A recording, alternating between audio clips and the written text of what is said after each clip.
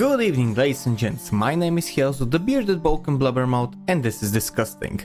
And today I want to discuss with you the tales of a game that had a lot of promise when it first was announced. You know how you get a trailer, let's say announced at a game show or just in a gaming event, and you're immediately drawn to it and you feel like this is gonna be something absolutely amazing. I can't wait for this to come out. And you start to wait and hopefully get a new trailer and just can't wait to imagine what the gameplay would be like and so on and so on. That's how I felt at the beginning of last year when I saw the first trailer, the review trailer of South of Midnight. A bit of background for me. I enjoy the American Deep South. I've never been to America, but every time I have read or seen or heard even music from that region, the old blues, the wild jazzy tunes, and the whole way it's depicted in a lot of TV series and movies, I just have this fascination with the whole culture there and the whole mystical voodoo stuff that are being depicted. I just love that notion of, let's say, something more mystical and maybe a bit magical that is not entirely explored or just clad in logic or whatever. And when I saw that trailer for South of Midnight, I was immediately drawn to it. You have your creepy old man figure with the absolute relic of a guitar just playing some slow blues, and you have this main protagonist female that also comes and she's not afraid of him. She just talks to him normally and he's like very mystical and just smiles a little bit. You see a creature, you see something very dark and grim, but at the same time very well made in typical stop motion style. You almost feel like a little bit of Tim Burton was inserted into that trailer, and to me that was amazing to see, and I immediately wanted to play the game, and I knew that it's not gonna come out for the next couple of years at least, but still I was very excited when I saw this trailer. And that is basically what we had on the surface. We have this beautiful concept of a game that is in the Deep South with the story which is revolving around the culture there, all the voodoo or hoodoo stuff, the spirits, the creatures, everything. And on that surface everything is well with this game. And then we go deeper and we go to see exactly what the revelations are, and they are as bad as you might think. To cut the long story short, it will turn out that Compulsion Games, which is the studio that is making South of Midnight, is of course in bed with this all beautiful company that we all know and hate, Sweet Baby Inc. And if you remember Sweet Baby Inc., they're the company that basically... If you're a creative working in AAA, which I did for many years, put this stuff up to your higher-ups, and if they don't see the value in what you're asking for when you ask for consultants, when you ask for research, go have a coffee with your marketing team and just terrify them with the possibility of what's going to happen if they don't give you what you want. This was publicly said on a panel by their CEO, Kim Belair, who is, to me, a very shady person as a whole. And along those lines, we started getting reports, we started getting leaks, and I just want to go through them as we go through this video together. And what I'm gonna start with is a post by Grumps on April 3rd last year, who has updates from some developers that have came forth about Sweet Baby Inc. and the project South of Midnight by Compulsion Games. And he wrote that the community manager is still protected. Who the community manager is Katie Chu or Pikachu Lita, that her posts are protected.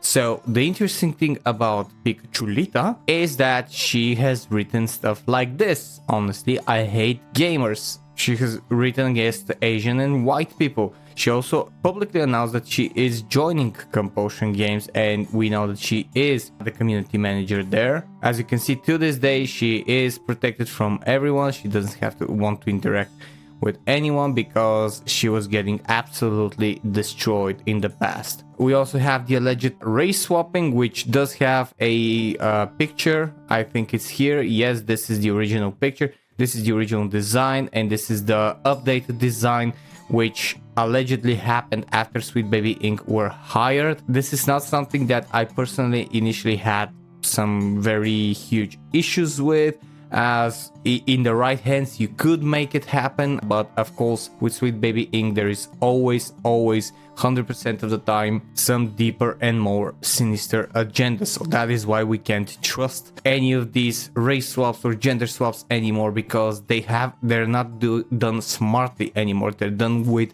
an agenda, and that agenda is completely anti-gamer and anti-fun and anti any sort of logic. Because Compulsion Games is the company that created We Happy Few. Love it or hate that game, they did create it, and the original team that was working on the game is almost entirely gone. Less than 10% remain. This is all information that Grumps allegedly took from ex-developers that came forth and contacted him. There's several posts about that. There's also some news articles that pertain for this. Then you have another post from Grumps on November 12th of last year, who says documentary for Sweet Baby Inc. Games Out of Midnight just dropped. He has watched it and these are his highlights. This is part of a video that I have watched. This is on the Compulsion Games page that the video says empathy for people who aren't like you, and just so we are correct and we are concise, this is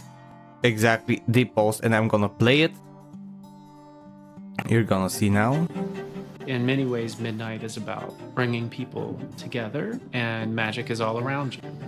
It's about learning empathy for people who aren't like you. Exactly. It's finding hidden strengths. So to someone just outside of all of this might sound, okay, this is a story that will teach you some stuff and will portray some good empathy and connectedness. Yeah, that's something you can think about it if it was only that. But the fear here is, and this is my fear as well, and if you know anything about my channel, is that I'm very mid on a lot of topics, and I just give the benefit of the doubt a lot of times before I'm completely sure that something is wrong.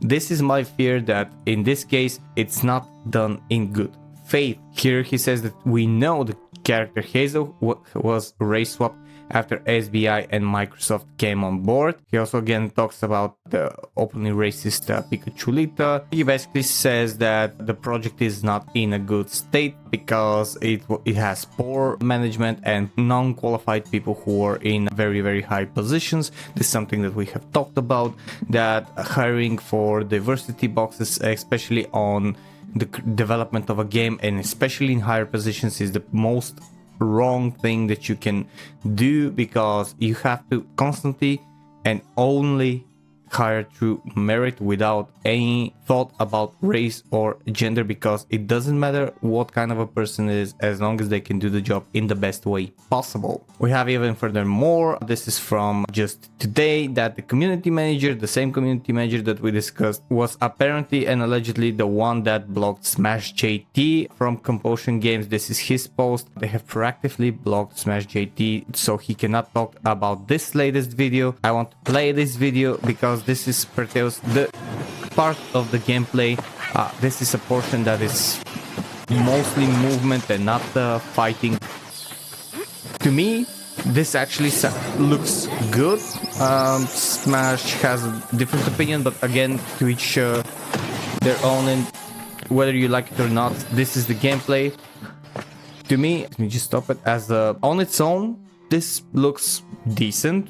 For a smaller developer, this looks like a fun gameplay with good graphics. To me, it's not the best graphics, but I don't consider graphics that important if you get a good gameplay. I also saw this video, which is the fighting video. Let me just...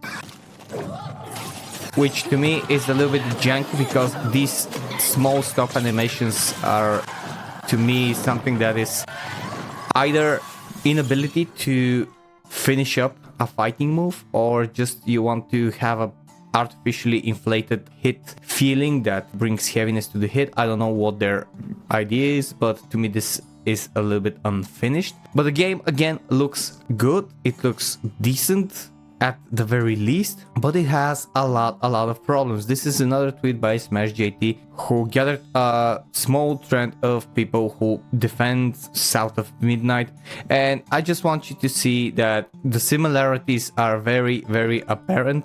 Almost all of them are pronoun people. They have the flags, they have everything. Some of them want the fursuit girlfriend.